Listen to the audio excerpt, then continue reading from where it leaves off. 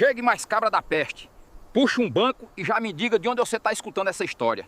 E te digo, fique atento que essa é das boas. O sol ainda nem tinha nascido direito quando o grito rasgou o silêncio da fazenda São Sebastião. Era Dona Chiquinha, correndo descalça pelo terreiro, as tranças soltas batendo nas costas magras, os olhos arregalados de pavor. Ela gritava um nome: José, José do Algodão. Mas a voz morria no ar quente antes de chegar à casa grande. Lá no meio do roçado, amarrado numa cruz de madeira tosca, José do Algodão pendia como trapo molhado. O terceiro dia consecutivo. O corpo negro reluzindo de suor sob o sol assassino da Paraíba, a cabeça tombada para o lado, a respiração fraca como suspiro de moribundo. As moscas já tinham descoberto as feridas abertas pelo chicote de Severino Mão de Ferro, o capataz que ria enquanto escolhia os espantalhos do dia. Na varanda da casa grande, Coronel Inácio Torquato tomava café com leite num copo de cristal francês. 50 e poucos anos, barriga de quem nunca passou fome, chapéu de couro importado e olhos frios como pedra de cemitério. Ele viu Dona Chiquinha se aproximando de joelhos, as mãos em prece, implorando pela vida do marido. Coroné, pelo amor de Deus, ele não aguenta mais não. 3 dias amarrado, Coroné. Os meninos tão com fome, ele precisa trabalhar, Coroné. O coronel não respondeu de imediato. Tomou mais um gole do café, saboreando devagar. Depois, com a mesma voz que usava para dar bom dia, chamou o capataz. Severino, 10 chibatadas nessa atrevida, para aprender que aqui quem manda sou eu. O estalo do chicote cortou o ar 10 vezes. Dona Chiquinha nem gritou mais. Só chorava em silêncio, o corpo curvado no chão de terra batida, enquanto as costas abriam em talhos vermelhos. No roçado, José do Algodão despertou com o som do sofrimento da esposa. Tentou gritar, mas a garganta seca só produziu um grunhido rouco. As cordas mordiam os pulsos, os braços abertos na cruz, como se estivesse pedindo clemência aos céus. Mas o céu do sertão, naquela manhã, era de bronze puro, sem uma nuvem, sem uma gota de misericórdia. Foi nesse exato momento que um vaqueiro retirante, de passagem pela região, testemunhou tudo da estrada. Ele conhecia aquele sistema, já tinha visto em outras fazendas, mas nunca assim, nunca tão descarado, nunca tão cruel. O homem cuspiu no chão, apertou as rédeas do cavalo magro e pensou num nome que todos no sertão conheciam, um nome que representava a única justiça possível quando a lei dos homens falhava: Lampião. E aí, cabra bom? Se tu também acha que justiça tem que ser feita, deixa teu curtir. Se inscreve aí que o sertão ainda tem muita conta para acertar. Agora senta que lá vem história boa, daquelas que não se esquece. Desenvolvimento do capítulo. E foi assim, meu povo, que tudo começou naquela vereda maldita da Paraíba. A fazenda São Sebastião era conhecida em 3 municípios, não pela fartura do algodão ou pela beleza da casa grande, mas pela crueldade do dono. Coronel Inácio Torquato tinha herdado a propriedade do pai, que tinha herdado do avô, e cada geração parecia caprichar mais na maldade. Quem conhece sertão sabe que as coisas nunca são fáceis por aqui. O sol castiga, a seca maltrata e o povo simples sempre levou a vida no lombo, trabalhando terra alheia para ganhar o pão de cada dia. Mas o que o coronel Inácio fazia ia além do que qualquer cristão poderia considerar justo. Ele tinha inventado um sistema que fazia até os homens mais calejados da região baixarem a cabeça de vergonha alheia. Todo amanhecer, depois do café servido em porcelana fina que vinha de Recife, o coronel saía na varanda e apontava o dedo. Era como sentença de morte, só que pior. Porque morte pelo menos acaba rápido. O dedo dele escolhia qual trabalhador negro ia servir de espantalho naquele dia. Amarrado numa cruz no meio do algodoal, braços abertos, sob o sol que derretia até pedra. Você hoje, José, A voz do coronel cortava a manhã como navalha afiada. E você também, Benedito. E tu ali, Raimundo. Os escolhidos baixavam a cabeça, sabendo que reclamar significava chicote, ou coisa pior. Severino Mão de Ferro, o capataz, era quem executava as ordens com prazer que dava nojo. Homem alto, magro como vara de marmelo, com bigode ralo e sorriso torto de quem gosta de ver sofrimento alheio. Ele carregava o chicote de couro cru, amarrado na cintura como se fosse medalha de honra. Prestem atenção no que vou contar, que essa parte é de arrepiar. José do Algodão era homem trabalhador, daqueles que nunca faltou um dia de serviço. Pai de 5 filhos pequenos, casado com Dona Chiquinha, mulher de fé que rezava o terço todo anoitecer pedindo dias melhores. José tinha as mãos calejadas de tanto pegar na enxada, as costas marcadas pelo peso do algodão colhido, mas mantinha a dignidade intacta, até aquela semana fatídica. Na segunda-feira, o dedo do coronel apontou para ele pela primeira vez. José engoliu seco, beijou a cruz que trazia no pescoço e foi. Severino amarrou ele na cruz de madeira com cordas ásperas que mordiam a carne. O sol subiu devagar, como se quisesse prolongar o tormento. As horas se arrastavam eternas, enquanto José sentia a pele queimar, a garganta secar, a cabeça zonza de calor e sede. Quando o sol finalmente se pôs, Severino o soltou com um empurrão. Amanhã tu volta, negão. O coronel gostou de como tu espanta os urubu. Na terça-feira foi pior. José mal tinha se recuperado e lá estava ele de novo, amarrado, o corpo doendo cada fibra. As crianças choravam vendo o pai naquela situação. Dona Chiquinha tentava esconder as lágrimas, mas os olhos vermelhos denunciavam o sofrimento. À noite, ela passou banha de porco nas feridas do marido e rezou baixinho, pedindo que o coronel tivesse piedade. Mas coronel não tinha piedade. Nunca teve. Na quarta-feira, quando o dedo apontou para José pela terceira vez, algo se quebrou dentro dele. Não era só o corpo que não aguentava mais. Era a alma.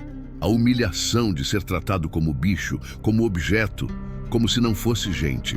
Os outros trabalhadores olhavam para o chão, sentindo a vergonha e a revolta que não podiam expressar. Um murmúrio percorreu a senzala, mas ninguém ousava desafiar o coronel. Meu pai sempre dizia, tem limite que homem nenhum deve ultrapassar. E o coronel Inácio tinha passado desse limite há muito tempo. Quando José desmaiou amarrado na cruz, foi Dona Chiquinha quem rompeu o silêncio covarde. Ela saiu correndo da roça onde trabalhava, os pés descalços sangrando nas pedras do caminho, e se jogou de joelhos na frente da casa grande.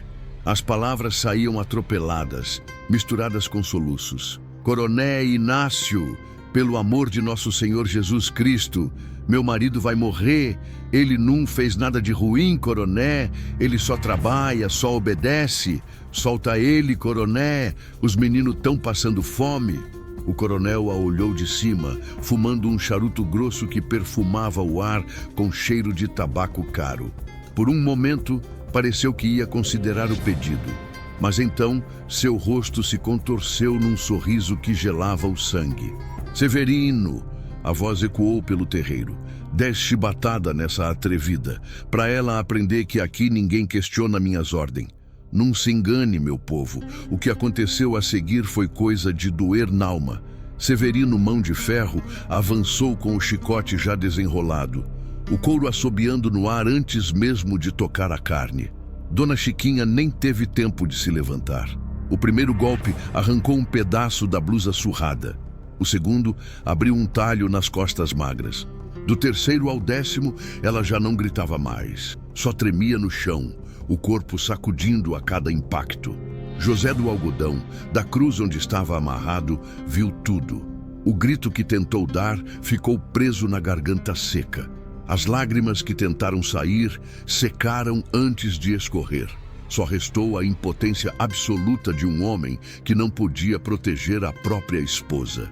Foi nesse momento, nessa tarde amaldiçoada, que o vaqueiro retirante passou pela estrada que margeava a fazenda. Ele vinha de longe, tocando 3 cabeças de gado magro que tinha conseguido comprar em Patos. Era homem de estrada, conhecia o sertão de ponta a ponta e já tinha visto muita desgraça nessa vida. Mas aquilo ali era diferente.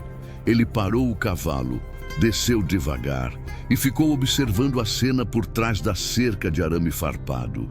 Viu José desacordado na cruz. Viu Dona Chiquinha no chão, as costas em carne viva. Viu o coronel rindo na varanda, brindando com um copo de cachaça. Viu Severino enrolando o chicote de volta na cintura, assobiando satisfeito. O vaqueiro conhecia histórias. No sertão, as histórias viajam de boca em boca, de povoado em povoado, ganhando força como vento em funil. E havia uma história em particular que todo sertanejo conhecia. A história de um homem que não tolerava injustiça, que protegia os fracos e punia os poderosos com mão de ferro. Como meu avô dizia, quando a lei dos Home falha, o sertão arruma seu próprio jeito de fazer justiça. O vaqueiro montou de volta no cavalo, tocou o gado para frente, mas sua cabeça já estava trabalhando. Ele sabia onde encontrar aquele homem. Sabia que bastava levar a notícia para o lugar certo, para as pessoas certas, e a justiça chegaria montada a cavalo, armada até os dentes, com o nome que fazia coronel perder o sono. Virgulino Ferreira da Silva, Lampião. O rei do cangaço estava acampado a 3 dias de cavalgada dali, nas serras de Teixeira. E quando Lampião ficasse sabendo do que estava acontecendo na fazenda São Sebastião, o coronel Inácio Torquato ia aprender uma lição que todo o sertão já sabia de cor. Quem planta vento, colhe tempestade. Mas será que o vaqueiro chegaria a tempo? E quando Lampião soubesse da crueldade do coronel, que tipo de justiça ele traria? O sertão estava prestes a testemunhar algo que ninguém esqueceria tão cedo. 3 dias de cavalgada separavam a fazenda São Sebastião do acampamento de Lampião, nas serras de Teixeira. 3 dias que o vaqueiro retirante percorreu quase sem parar, trocando de montaria 2 vezes, dormindo apenas algumas horas debaixo de juazeiros, sempre com a imagem daquela crueldade queimando na cabeça como ferro em brasa.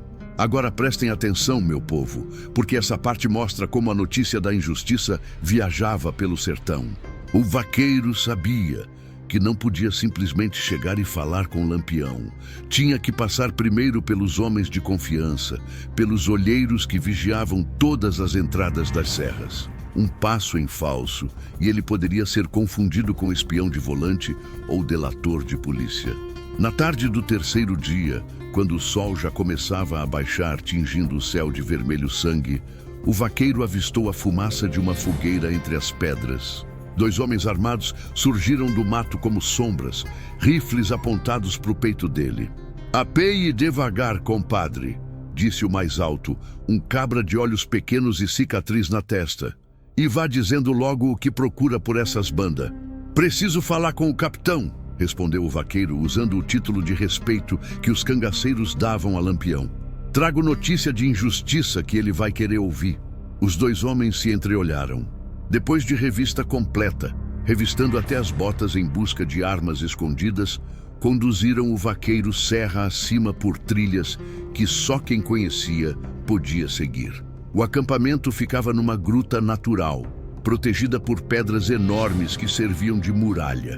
Ali havia fogueiras acesas, redes armadas entre as árvores e pelo menos 20 cangaceiros limpando armas, cozinhando feijão em panelas de ferro ou simplesmente descansando depois de dias de caminhada. E lá estava ele, Lampião sentado numa pedra lisa, afiando a peixeira com movimentos lentos e precisos. A lâmina refletia a luz alaranjada do entardecer a cada passada na pedra de amolar. Ele não ergueu os olhos quando o vaqueiro se aproximou. Continuou afiando, testando o fio com o polegar, voltando a amolar com paciência de quem sabe que pressa mata. Oxente, mas quem via aquele homem ali, concentrado na tarefa, não imaginava o terror que seu nome causava nos coronéis e nas volantes. Virgulino Ferreira tinha a aparência de qualquer sertanejo. Baixa estatura, magro, pele curtida pelo sol. Mas os olhos eram diferentes. Olhos que viam tudo, que calculavam tudo, que não perdoavam nada. Fala, disse Lampião sem parar de afiar. Viajou 3 dias com pressa, ou é algo importante ou tu é muito burro. O vaqueiro engoliu seco e começou a contar. Descreveu a fazenda São Sebastião, o coronel Inácio Torquato, o sistema dos espantalhos humanos. Contou de José do Algodão amarrado 3 dias seguidos, de Dona Chiquinha chicoteada por implorar misericórdia, da risada do coronel enquanto tomava cachaça na varanda. Cada detalhe, cada crueldade, cada humilhação. Enquanto o homem falava, a peixeira parou de deslizar na pedra. Lampião ergueu os olhos devagar, e quem conhecia ele sabia reconhecer aquele olhar. Não era raiva, era algo mais frio, mais certeiro. Era a decisão já tomada antes mesmo de terminar de ouvir a história. "Esse coronel tem quantos homens armados?" perguntou Lampião, a voz calma demais. "Vi uns 10 capanga, capitão, mais o capataz, um tal de Severino Mão de Ferro que faz o serviço sujo." "Severino Mão de Ferro", repetiu Lampião, saboreando o nome. "Esse aí vai perder as 2 mãos, pode anotar." Um murmúrio percorreu o acampamento. Os cangaceiros que ouviam a conversa já começavam a se levantar, checando cartucheiras, ajustando rifles. Eles conheciam aquele tom na voz do capitão. Significava que a justiça estava prestes a ser feita, e eles seriam os instrumentos dessa justiça. Foi quando Maria Bonita se aproximou da fogueira. Quem conhece a história do cangaço sabe que Maria Bonita não era mulher de ficar calada quando via injustiça. Ela tinha deixado marido e casa para seguir Lampião, não só por amor, mas porque acreditava na causa dele. Proteger os fracos contra os fortes, cobrar dos poderosos o que a lei não cobrava. "Virgulino", ela disse, usando o nome de batismo como sempre fazia quando queria a atenção total dele. "Esse coronel precisa pagar. Mas não é só ele, né? É o sistema todo. Se a gente só matar ele, outro vem e faz igual." Lampião olhou para a companheira e assentiu devagar. Maria tinha razão, sempre tinha. A justiça não podia ser só um tiro na testa. Tinha que ser exemplo, tinha que ser lição que ninguém esquecesse. "Tu tem razão, mulher." Lampião se levantou, enfiando a peixeira na bainha. A gente vai fazer diferente dessa vez. Vai ser justiça que o sertão inteiro vai contar para os netos. Escutem bem, que essa é de deixar o couro arrepiado." Lampião reuniu os homens em círculo ao redor da fogueira maior. A luz das chamas dançava nos rostos sérios, criando sombras que pareciam máscaras de teatro antigo. Ele começou a traçar o plano na terra com um graveto, marcando posições, desenhando a fazenda, explicando cada movimento. "Nós chega de madrugada, quando a lua tá baixa."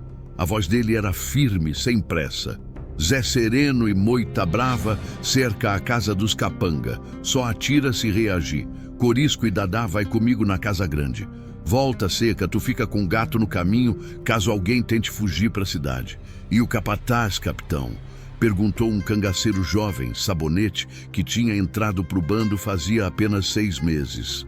"O capataz é meu", disse Lampião. "Pessoalmente meu." Os homens passavam as cartucheiras, checando cada bala, cada cartucho. O ritual de preparação era quase religioso. Cada arma era limpa com cuidado, cada faca afiada até cortar o ar. As mulheres do bando preparavam bornal com farinha, rapadura e carne seca, comida que não estragava na viagem. Maria Bonita observava de longe, sentada numa pedra, sabendo que quando Virgulino voltasse daquela missão, ele traria de volta um pedaço da alma que o sertão ia roubando dele a cada injustiça testemunhada. Era sempre assim. Cada ato de justiça era também um ato de desespero, uma tentativa de equilibrar uma balança que parecia sempre pender para o lado errado. Como dizia o velho, quando o sertão fala, até Deus escuta. E naquela noite, o sertão estava falando alto através dos preparativos do bando. Lampião se aproximou de Maria, tocou o rosto dela com a mão calejada. "Dessa vez tu fica aqui, Maria." Vai ser coisa rápida e feia. Eu sei, ela respondeu segurando a mão dele. Mas tu volta, ouviu? Sempre volta. Sempre volto, ele prometeu. Porque ainda tem muita conta para acertar nesse sertão. A noite caiu completa. As fogueiras foram apagadas. Os cavalos foram selados em silêncio. 15 homens montaram, cada um carregando pelo menos 3 armas: rifle, pistola e faca. As cartucheiras cruzadas no peito pareciam bandoleiras de soldados indo para a guerra. E era guerra mesmo. Guerra contra a injustiça, contra a opressão, contra tudo que fazia do sertão um lugar onde os poderosos pisavam nos fracos sem consequência. Prestem atenção nessa parte que é importante. Antes de montar, Lampião ajoelhou na terra e rezou baixinho. Não era reza pedindo perdão pelo que ia fazer. Era reza agradecendo pela oportunidade de fazer justiça. Para ele, não havia diferença entre vingança e justiça quando a vítima era inocente e o culpado era poderoso. Vamos, meu povo, disse Lampião montando no cavalo. 3 dias de viagem. E quando nós chegar lá, o coronel Inácio vai saber o que acontece com quem trata a gente como bicho. Os cavalos partiram em fila, descendo a serra por trilhas escuras. A lua nova escondia os movimentos. Só se ouvia o som abafado dos cascos na terra e o tilintar discreto das cartucheiras. O sertão parecia conter a respiração, como se soubesse que algo grande estava prestes a acontecer. No caminho, Lampião cavalgava na frente, a mente trabalhando cada detalhe do plano. Ele pensava em José do Algodão amarrado na cruz, nas costas rasgadas de Dona Chiquinha, na risada do coronel. E cada pensamento era como lenha jogada numa fogueira. A raiva crescia, mas permanecia controlada, focada, pronta para ser usada com precisão cirúrgica. Corisco cavalgava ao lado, percebendo o silêncio pesado do capitão. Tu tá pensando em quê, Virgulino? Tô pensando que tem limite que homem nenhum deve ultrapassar, respondeu Lampião. E esse coronel passou desse limite há muito tempo. Agora vai pagar. E vai pagar de um jeito que todo coronel da Paraíba vai lembrar antes de levantar a mão para o trabalhador. Não se engane, meu povo, a viagem não foi tranquila. Cruzaram rios secos, atravessaram caatingas espinhosas, dormiram em grutas escondidas para não serem vistos. Durante o dia, mandavam batedores na frente para garantir que não havia volante na região. Durante a noite, cavalgavam rápido, guiados pelas estrelas e pelo conhecimento profundo que tinham do sertão. No segundo dia de viagem, pararam num povoado pequeno chamado Riacho das Almas. Era lugar conhecido. O povo ali apoiava o cangaço, fornecia informação, escondia armas quando necessário. Uma senhora idosa, Dona Mocinha, ofereceu feijão e café. Capitão Lampião, ela disse enquanto servia a comida. O povo comenta que o senhor vai acertar as contas com o coronel Inácio. Comenta certo, respondeu Lampião. Mas como já sabe? Sabe como é, capitão? Notícia boa viaja rápido no sertão. E a notícia de que o senhor vai fazer justiça é das melhores que esse povo pode ouvir.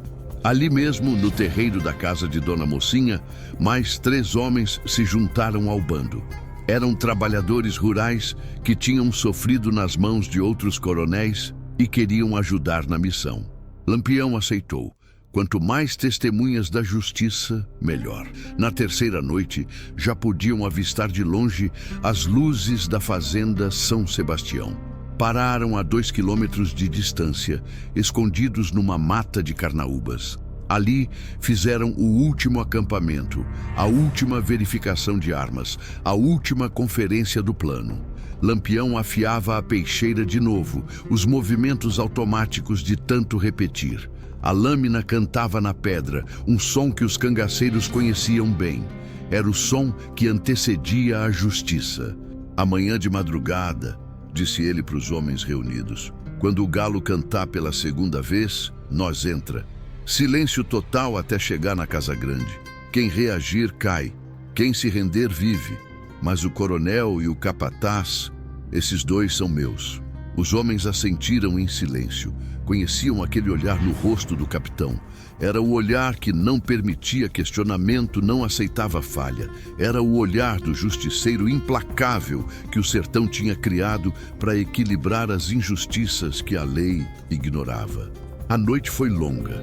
Ninguém dormiu direito. Cada homem perdido nos próprios pensamentos, checando e rechecando as armas, ajustando chapéus de couro, preparando a mente para o que viria.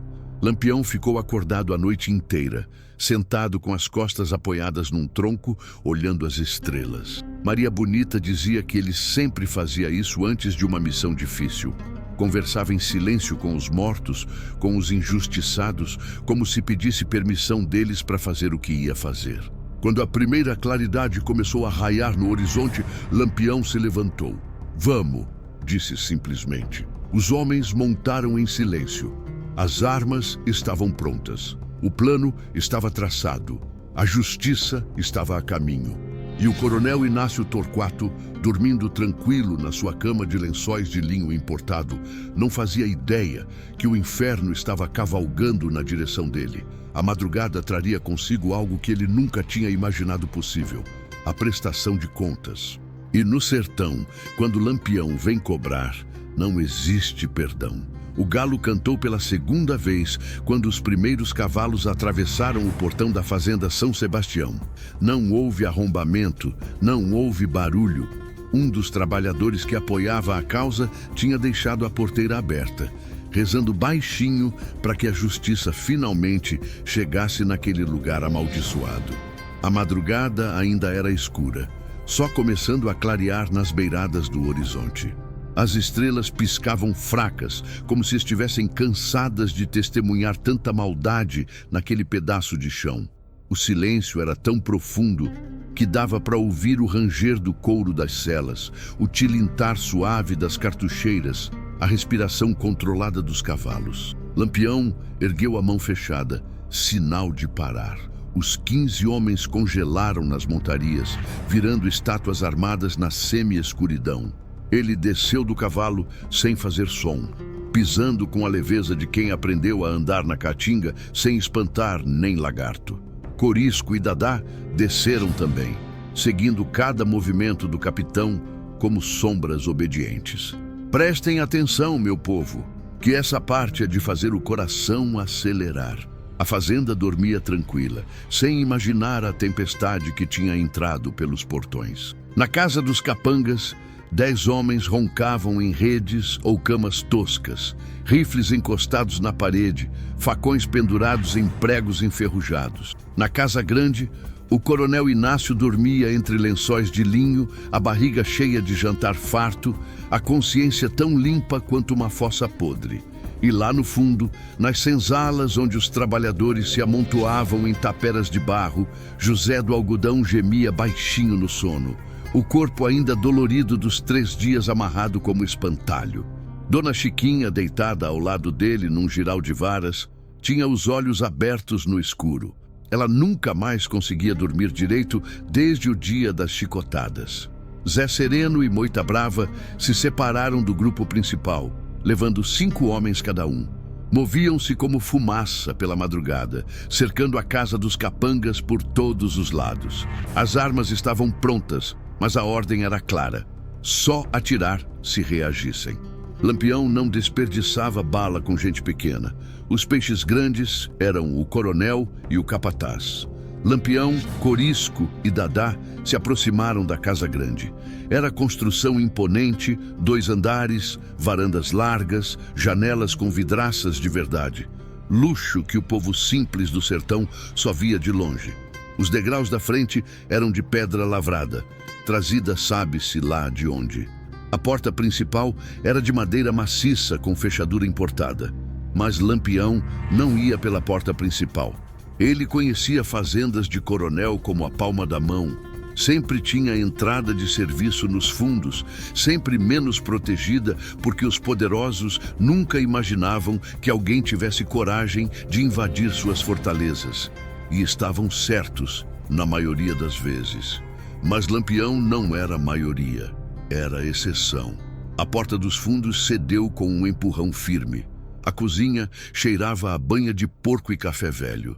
A atravessaram em silêncio. Lampião na frente com a peixeira na mão direita e o revólver na esquerda. Corisco logo atrás com o rifle pronto. Dadá fechando a formação com os olhos atentos a qualquer movimento. Foi quando pisaram no corredor que leva aos quartos que encontraram o primeiro obstáculo. Severino Mão de Ferro tinha saído do quarto para fazer necessidade no penico que ficava no corredor. Costume da época, meu povo, antes de ter banheiro dentro de casa. O capataz estava de calças soltas e camisa aberta, ainda zonzo de sono e cachaça. Quando viu as 3 figuras armadas no corredor, o sangue gelou nas veias. Tentou gritar, mas a mão de Lampião foi mais rápida que o som. Agarrou o pescoço de Severino e o empurrou contra a parede com força de quem tinha raiva acumulada. O revólver encostou na boca do capataz, forçando os lábios para dentro. "Faz um barulho e tu morre aqui mesmo", sussurrou Lampião, a voz baixa, mas carregada de promessa mortal. "Silêncio e tu vive mais um pouco, só um pouco." Severino assentiu desesperado, os olhos arregalados de pavor.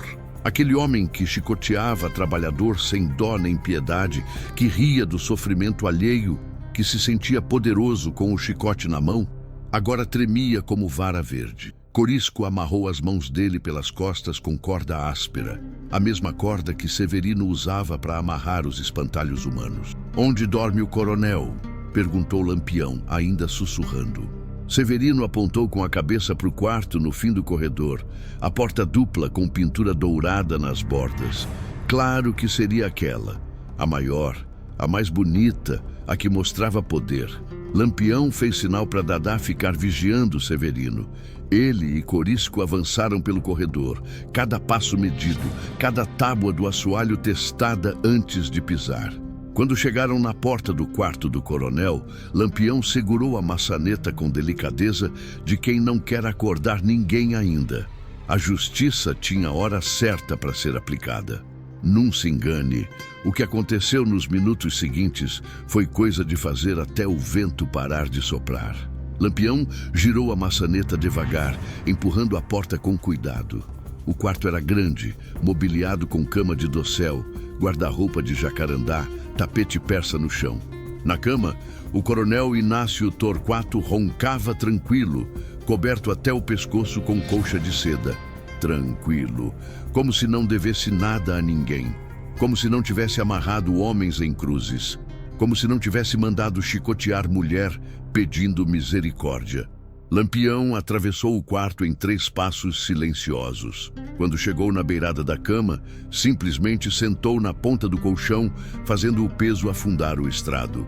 O coronel continuou roncando por mais alguns segundos, até que o cérebro registrou que algo estava diferente. Os olhos de Inácio se abriram devagar. A princípio, não entendeu o que via. Uma figura escura sentada na cama, chapéu de couro na cabeça, cartucheira cruzada no peito. Piscou 2 vezes, ainda preso entre o sono e a vigília. Então o medo chegou como onda quebrando na praia. O coronel tentou gritar, mas a peixeira de Lampião já estava encostada no pescoço dele, a lâmina fria, fazendo a pele arrepiar. "Bom dia, coroné", disse Lampião com voz calma, quase educada. "Ou será que é boa noite ainda? Sei lá. Perdi a conta do tempo vindo aqui conversar com o senhor. Você é..." A voz do coronel saiu trêmula. "Lampião", completou ele, sorrindo sem alegria. "Mas o senhor já sabia, né? Todo coronel safado do sertão sabe o meu nome. Só não sabe quando eu vou chegar." Inácio Torquato estava suando frio agora, mesmo no frescor da madrugada. As mãos tremiam debaixo da colcha. A boca abria e fechava como peixe fora d'água, tentando formar palavras que não saíam. "Não se avexe, coroné", continuou Lampião, a peixeira ainda firme no pescoço do homem. "Vamos ter uma conversa civilizada. O senhor gosta de conversa civilizada, né? Ou prefere chicote? Eu trouxe um aqui, ó." Corisco se aproximou, tirando da cintura o chicote de couro cru que tinham tomado de Severino. Era o mesmo chicote que tinha rasgado as costas de Dona Chiquinha, que tinha castigado dezenas de trabalhadores inocentes. O couro ainda tinha manchas escuras, sangue seco que nunca tinha sido limpo. O coronel engoliu seco, o pomo de Adão subindo e descendo contra a lâmina da peixeira. "Levanta!" ordenou Lampião, recuando um passo e deixando espaço. Devagar, sem gracinha. "Minhas mãos tão meio nervosa hoje, sabe como é?" Inácio se levantou trêmulo, vestindo apenas a roupa de dormir branca que agora estava encharcada de suor. As pernas mal sustentavam o corpo gordo. Quando ficou de pé, Lampião viu que o homem era mais alto que ele, mas a altura não significava nada quando a coragem tinha fugido toda. "Vamos dar um passeio, coronel", disse Lampião, empurrando o homem na direção da porta. "Tem gente querendo conhecer o senhor lá fora." No corredor, Severino já estava sendo arrastado por Dadá escada abaixo. Os dois capangas, o coronel e seu capataz, desceram os degraus como condenados indo para o cadafalso, porque era exatamente isso que eram. Quando saíram pela porta da frente da casa grande, o dia já estava amanhecendo de verdade. O sol ainda não tinha nascido, mas a claridade era suficiente para ver. E o que o coronel Inácio viu fez o resto da coragem dele desaparecer completamente. A casa dos capangas estava cercada. Os 10 homens armados do coronel estavam de joelhos no terreiro, mãos na cabeça, desarmados e vigiados por cangaceiros com rifles apontados. Nenhum tinha tentado reagir.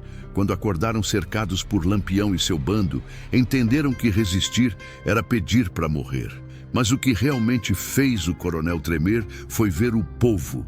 Os trabalhadores da fazenda, todos eles, estavam reunidos no terreiro. Homens, mulheres, crianças. José do Algodão estava na frente, ainda mancando das feridas, mas de pé, os olhos fixos no patrão que o tinha torturado. Dona Chiquinha ao lado dele, as costas ainda enfaixadas, as lágrimas escorrendo pelo rosto, mas não eram lágrimas de dor. Eram lágrimas de alívio, de esperança, de justiça finalmente chegando. Quem conhece sertão sabe que momento assim é raro. O silêncio que caiu sobre aquele terreiro era pesado como chumbo e leve como pena ao mesmo tempo. Era o silêncio de quem finalmente via os poderosos nas mãos da justiça. Lampião empurrou o coronel e o capataz para o centro do terreiro, onde todos podiam ver. O sol começou a raiar naquele momento, iluminando a cena com luz dourada, como se até o céu quisesse testemunhar o que ia acontecer. "Esse aqui", disse Lampião, apontando para o coronel Inácio, a voz alta para todos ouvirem. "É o homem que achava que podia tratar gente como bicho, que amarrava trabalhador em cruz no meio do roçado, que chicoteava mulher pedindo misericórdia."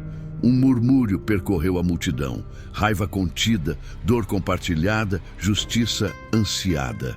"E esse aqui", continuou Lampião apontando para Severino, "é o cachorro que fazia o serviço sujo, que batia em quem não podia se defender, que ria do sofrimento alheio." Severino tentou falar, abriu a boca para se defender, mas Lampião o cortou com um olhar que gelava o sangue. "Vocês dois vão aprender hoje que no sertão, quem planta vento colhe tempestade." A voz de Lampião ecoou pelo terreiro. "E vocês plantaram vento demais." O coronel finalmente encontrou a voz, mas era só desespero. "Lampião, eu tenho dinheiro, muito dinheiro. Te pago o que você quiser, te dou metade da fazenda, te faço sócio de tudo." Lampião cuspiu no chão nojento. "Dinheiro?" Ele riu sem alegria. "Tu acha que eu vim aqui por dinheiro, desgraçado? Eu vim por justiça, e justiça não tem preço." Foi então que Lampião olhou para José do Algodão. "Tu, José, vem cá." José se aproximou mancando, o corpo ainda dolorido, mas os olhos brilhando com algo que há muito tempo não sentia. Dignidade recuperada. "Esse homem aqui te amarrou em cruz 3 dias seguidos", disse Lampião. "Tu tem algo para dizer para ele?" José do Algodão ficou cara a cara com o coronel Inácio. Por longos segundos, só olhou. Todas as humilhações, todas as dores, todo o sofrimento. Então cuspiu no rosto do coronel. "Isso é pelo meu sofrimento", disse José, a voz firme pela primeira vez em meses. "E por todo o povo que você pisou." O cuspe escorreu pelo rosto do coronel como lágrima de vergonha. Dona Chiquinha, chamou Lampião. A senhora também. A mulher se aproximou, as pernas tremendo, mas os olhos secos agora. Parou na frente de Severino Mão de Ferro, o homem que tinha rasgado suas costas com chicote. 10 chibatadas tu me deu, ela disse, a voz baixa, mas carregada de dor. 10 vezes tu rasgou minha carne. E ria enquanto eu sangrava. Severino baixou a cabeça, incapaz de encarar a mulher que tinha torturado. Lampião pegou o chicote das mãos de Corisco. Pesou o couro na mão, sentindo a textura áspera, imaginando quantas costas aquele instrumento tinha rasgado. No sertão, disse Lampião, a voz ecoando no silêncio da madrugada.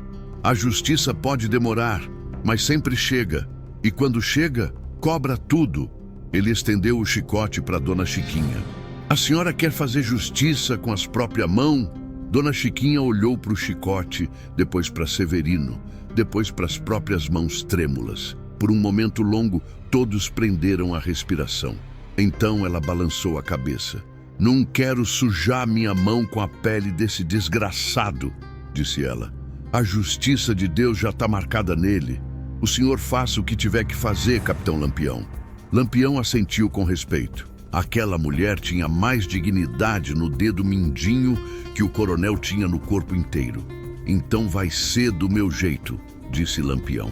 E o sertão inteiro segurou a respiração, esperando para ver que tipo de justiça o rei do cangaço ia aplicar naqueles 2 homens que tinham ultrapassado todos os limites da humanidade.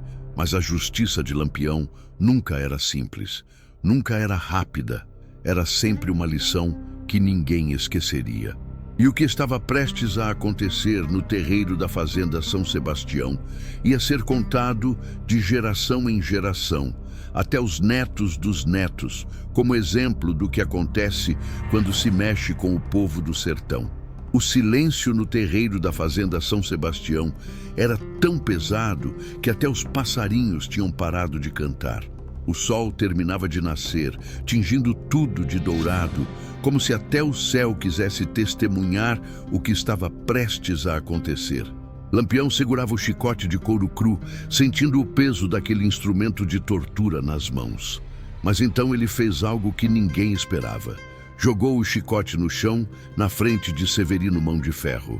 Não vou usar teu chicote em você, não, disse Lampião, a voz calma demais. Seria fácil demais, rápido demais, e tu não merece fácil. Severino engoliu seco, sem entender se aquilo era misericórdia ou algo pior. Lampião se virou para o bando, procurando com os olhos até encontrar quem buscava. Moita brava, traga aquela cruz que está ali no roçado, a que esse desgraçado usava para amarrar gente. Um murmúrio percorreu os trabalhadores. Os olhos se arregalaram. Alguns sorriram pela primeira vez em meses. Era justiça poética do tipo que o sertão aprecia. Moita Brava saiu correndo para o algodoal e voltou carregando a cruz de madeira tosca, as cordas ainda amarradas nas pontas. Lampião apontou para o meio do terreiro, bem debaixo do sol que agora subia rápido. Planta ela aí, bem no centro, onde todo mundo possa ver. Enquanto Moita Brava cravava a cruz no chão duro, Lampião se aproximou de Severino. O capataz tinha começado a tremer, as pernas bambas, o suor escorrendo pela testa apesar do frescor da manhã. Tu gostava de amarrar os outros, né, Severino? Disse Lampião, pegando uma das cordas. Gostava de ver eles sofrendo no sol. Ria quando eles pediam água. Chicoteava quando choravam.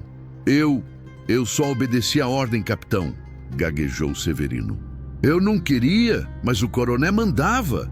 Lampião parou, olhou para o capataz com desprezo profundo. Sempre tem um covarde que diz que só obedecia a ordem, cuspiu no chão. Mas tu ria, Severino, ria. Não era obediência, era prazer. Não se engane, meu povo. O que aconteceu depois foi justiça, na forma mais pura que o sertão conhece. Lampião e Corisco agarraram Severino e o arrastaram até a cruz. O capataz tentou resistir, mas era como formiga, tentando lutar contra vento de vendaval. Amarraram ele na cruz da mesma forma que ele amarrava os trabalhadores. Braços abertos, cordas mordendo os pulsos, o corpo exposto ao sol nascente. Agora tu vai ficar aí o dia todo, disse Lampião, apertando as cordas com força. Sem água, sem sombra, sem piedade, do mesmo jeito que tu fazia com os outros. Severino começou a chorar, as lágrimas escorrendo pela cara, a voz saindo em soluços patéticos. Não, capitão, por favor, eu tenho família, tenho filhos. Foi José do Algodão quem respondeu, a voz firme cortando o ar. Eu também tenho família, desgraçado. Tenho 5 filhos. E tu não ligou quando me amarrou 3 dias seguidos. Dona Chiquinha se aproximou, parou na frente de Severino amarrado na cruz e disse devagar: tu vais sentir uma gota do que a gente sentiu. Uma gota só. Porque nem um dia inteiro de sol vai pagar o que tu fez. Lampião se afastou da cruz, deixando Severino amarrado, já começando a sentir o calor do sol que subia rápido no céu limpo. O capataz gemia baixinho, testando as cordas que não cediam, percebendo que ia passar pelo mesmo inferno que tinha imposto a tantos outros. Mas a justiça não tinha terminado. Lampião se virou para o coronel Inácio Torquato, que estava de joelhos no chão, as mãos amarradas nas costas, o corpo gordo tremendo de medo. O coronel tinha assistido tudo calado, a arrogância derretida como manteiga no sol, substituída por terror puro. Levanta! Ordenou Lampião. O coronel obedeceu com dificuldade, as pernas bambas mal sustentando o peso. Ficou de pé, cabisbaixo, sem coragem de encarar nem Lampião, nem os trabalhadores que tinha explorado por anos. Olha para eles, disse Lampião, apontando para os trabalhadores reunidos. Olha na cara do povo que tu pisou. O coronel ergueu os olhos devagar. Viu José do Algodão com as marcas das cordas nos pulsos. Viu Dona Chiquinha com as costas enfaixadas. Viu as crianças magras que passavam fome enquanto ele comia em pratos de porcelana. Viu os homens e mulheres que trabalhavam sol a sol para encher os bolsos dele de dinheiro que nunca compartilhava. Tu acha, continuou Lampião, caminhando em círculos ao redor do coronel, que essas pessoas aqui são o quê? Bicho? Objeto? Coisa que tu pode amarrar em cruz para servir de espantalho? O coronel não respondeu. A voz tinha secado na garganta. Responde! Gritou Lampião. E o grito fez até os cavalos se assustarem. Eu... O coronel gaguejou. A fazenda precisava... A fazenda precisava? Lampião riu sem alegria. A fazenda precisava de espantalho humano? Ou você está me dizendo que não existia outro jeito de espantar o urubu? Prestem atenção que essa parte mostra o coração da injustiça. O coronel tentou se explicar, a voz saindo em frangalhos. Era para manter a ordem, para mostrar quem manda, para humilhar, cortou Lampião. Para mostrar poder, para pisar em quem não pode revidar. Esse era o plano, não era? O coronel baixou a cabeça de novo, sem resposta que pudesse justificar o injustificável. Lampião olhou ao redor, vendo os rostos dos trabalhadores. Havia expectativa ali, mas também algo mais. Havia necessidade de dignidade recuperada, de justiça que fosse além da vingança simples. Ele entendeu naquele momento que matar o coronel rápido seria pouco. Seria deixar o sistema intacto, apenas removendo uma peça que logo seria substituída por outra igual. A justiça precisava ser exemplo, precisava ser lição. Coronel Inácio Torquato, disse Lampião, a voz agora formal, quase solene. Tu vai fazer 3 coisas antes de morrer e vai fazer na frente de todo mundo. O coronel ergueu os olhos, uma fagulha de esperança brilhando. Talvez não fosse morrer, talvez ainda houvesse salvação. Primeiro, continuou Lampião, tu vai pedir perdão, de joelho, para cada pessoa que tu amarrou naquela cruz, pelo nome. Oxente, mas o coronel ficou pálido. Pedir perdão de joelhos era pior que morte para um homem acostumado a mandar. Era destruição completa da autoridade, da imagem, do poder. Mas quando viu o olhar de Lampião, entendeu que não havia escolha. Ajoelhou no chão de terra batida, a roupa de dormir suja de poeira e começou. José do Algodão, eu peço perdão. Mais alto, ordenou Lampião. Para todo mundo ouvir. José do Algodão, eu peço perdão pelo sofrimento que causei. A voz do coronel ecoou pelo terreiro, tremida, mas audível. José ficou parado, de braços cruzados, o rosto impassível. Não respondeu, não aceitou, não negou. Apenas deixou o pedido de perdão flutuar no ar, sabendo que palavras não curavam feridas daquele tamanho. Benedito da Silva, eu peço perdão, continuou o coronel, percorrendo a lista de nomes que tinha gravado na memória de tanto escolher vítimas. Raimundo das Chagas, eu peço perdão. Chico Bento, eu peço perdão. Um por um, 7 homens ouviram o coronel ajoelhado pedindo perdão. Alguns choraram, outros cuspiram no chão. Nenhum disse que perdoava, porque algumas coisas estão além do perdão. Segundo, disse Lampião quando o coronel terminou a lista. Tu vai assinar um papel libertando todos os trabalhadores dessa fazenda. Sem dívida, sem nada. E vai dividir metade da terra entre eles. O quê? O coronel explodiu. Mas isso é minha fazenda, minha propriedade. Não posso simplesmente... O cano do revólver de Lampião encostou na testa do coronel, interrompendo a frase no meio. Pode, disse Lampião, a voz perigosamente calma. Pode sim, e vai fazer agora. Corisco trouxe papel e pena. Ali mesmo, no chão do terreiro, tremendo tanto que a letra saiu torta, o coronel Inácio Torquato escreveu e assinou o documento libertando os trabalhadores e dividindo metade das terras. Lampião pegou o papel, leu atento, verificando cada linha, depois entregou para José do Algodão. Esse papel aqui vale mais que ouro, disse Lampião. Guarda bem, e se alguém tentar tomar, manda me chamar. José segurou o papel com mãos tremendo. Não de medo, mas de emoção. Era liberdade em forma de tinta no papel. Era futuro para os filhos, era dignidade recuperada. E a terceira coisa? Perguntou o coronel, a voz sumida. Lampião não respondeu de imediato. Caminhou até a beirada do terreiro, olhando para o horizonte, onde o sol agora brilhava forte. Maria Bonita se aproximou, tocou o braço dele suavemente. Virgulino, ela disse baixinho, só para ele ouvir. O que tu vai fazer? Lampião olhou nos olhos dela, aqueles olhos que conheciam cada pedaço da alma dele.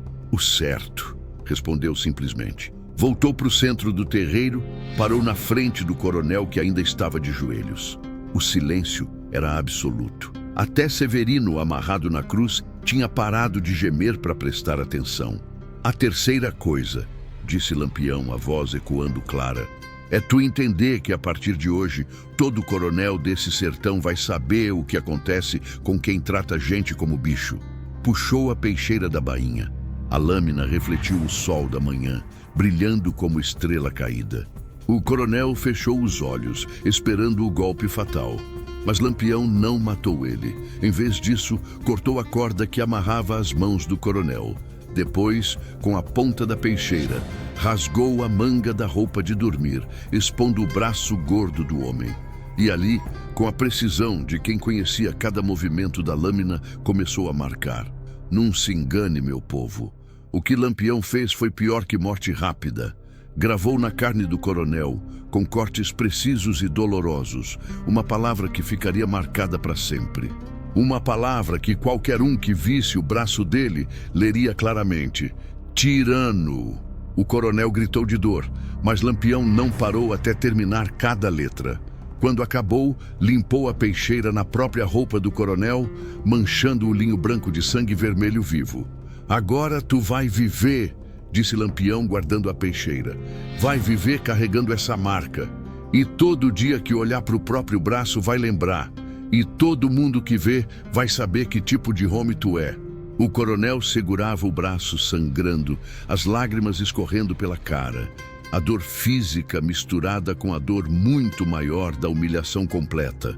Sua autoridade tinha sido destruída. Seu poder desfeito, sua reputação arruinada para sempre. Lampião se virou para os trabalhadores reunidos. Esse homem aqui não manda mais em nada, anunciou. A fazenda agora é de vocês também. Trabalhem a terra, vendam o algodão, dividam o lucro, e se alguém vir cobrar alguma coisa, mandassem me avisar. Não vai ter mais coronel pisando em trabalhador aqui, nunca mais. Um grito de alegria rompeu o silêncio. Começou baixo, tímido, como se o povo ainda não acreditasse que era real. Depois foi crescendo, se espalhando, virando celebração. Mulheres choravam abraçadas, homens erguiam os punhos para o céu, crianças corriam pelo terreiro gritando de felicidade. José do Algodão se aproximou de Lampião, os olhos marejados. Capitão, eu não tenho palavra para agradecer. Não precisa de palavra, disse Lampião colocando a mão no ombro do homem. Só vive com dignidade, cria teus filhos livre e se lembrar dessa história pro resto da vida. Não é eu que fiz justiça aqui hoje, foi o sertão inteiro, através de mim. Dona Chiquinha se ajoelhou na frente de Lampião, tentando beijar a mão dele, mas ele a levantou com delicadeza. Levanta, dona, não se ajoelha mais para ninguém, você é livre agora. Maria Bonita observava tudo de longe, um sorriso pequeno nos lábios. Conhecia aquele lado do marido, o justiceiro que não matava por prazer, que buscava corrigir as injustiças que a lei ignorava. Era por isso que tinha largado tudo para seguir ele. Lampião deu ordem para os homens do bando. Corisco, Dadá, solta os capanga, mas tira todas as armas. E avisa eles, se continuar trabalhando para o coroné, vão pagar junto. Mas se escolher o lado do povo, são bem-vindos ficar. Os 10 capangas foram soltos. Alguns saíram correndo sem olhar para trás. Outros ficaram confusos, sem saber que lado escolher. 2 deles se aproximaram de José do Algodão e pediram desculpa. Eram homens simples que tinham seguido ordens por medo, mas não tinham maldade no coração. Quanto a Severino Mão de Ferro, continuou amarrado na cruz. O sol agora queimava forte e o capataz já gemia de dor e sede. Lampião se aproximou dele uma última vez. Tu vai ficar aí até o sol se pôr, disse. Um dia só, bem menos que os 3 dias que tu amarrava os outros. Depois tu vai ser solto. Mas se eu souber que tu levantou a mão para alguém de novo, se eu ouvir teu nome associado com qualquer violência, eu volto. E da próxima vez, não vai ter clemência. Severino só conseguiu gemer em resposta. A arrogância tinha sido queimada pelo sol, a crueldade derretida pelo medo. Se sobrevivesse àquele dia, seria homem diferente, por vontade ou por pavor, mas seria diferente. O coronel Inácio ainda estava de joelhos no chão, segurando o braço marcado, o rosto manchado de terra e lágrimas. Lampião parou na frente dele uma última vez. Você vai continuar vivo, disse. Mas não vai mais ser, coronel. Vai ser apenas Inácio, um homem que cometeu crimes terríveis e está pagando por eles. Aproveita o resto da vida que eu tô te dando e tenta ser menos desgraçado. Lampião assobiou para o bando. Os cangaceiros começaram a montar nos cavalos, checando armas, ajustando cartucheiras. A missão tinha sido cumprida, a justiça tinha sido feita, era hora de partir. José do Algodão correu até o cavalo de Lampião. Capitão, onde o senhor vai agora? Lampião já estava montado, as rédeas na mão, pronto para partir. Olhou para o homem que tinha ajudado, depois para o sol que brilhava forte no céu azul, sem nuvens. Vou para o sertão, José. Sempre vou para o sertão. Tem muito coronel ainda achando que pode pisar no povo. Tem muita injustiça ainda para acertar. Mas e se a polícia vir e se tentar tomar a terra de volta? Lampião sorriu, aquele sorriso que os sertanejos conheciam, mistura de desafio e promessa. A notícia do que aconteceu aqui hoje vai correr mais rápido que cavalo a galope. Daqui a uma semana, todo coronel da Paraíba vai saber. E nenhum deles vai querer mexer com vocês, porque sabem que se mexer, eu volto. Maria Bonita já estava montada também, o rifle atravessado no colo. Acenou para Dona Chiquinha, que acenou de volta com as lágrimas ainda escorrendo. Mas eram lágrimas boas agora, de alívio e esperança. O bando começou a se mover, os cavalos saindo do terreiro em fila. Os trabalhadores se reuniram para assistir a partida, acenando, gritando agradecimentos, benzendo os cangaceiros como se fossem santos. Lampião cavalgava na frente, ereto na sela, o chapéu de couro jogando sombra no rosto. Não olhou para trás. Nunca olhava para trás.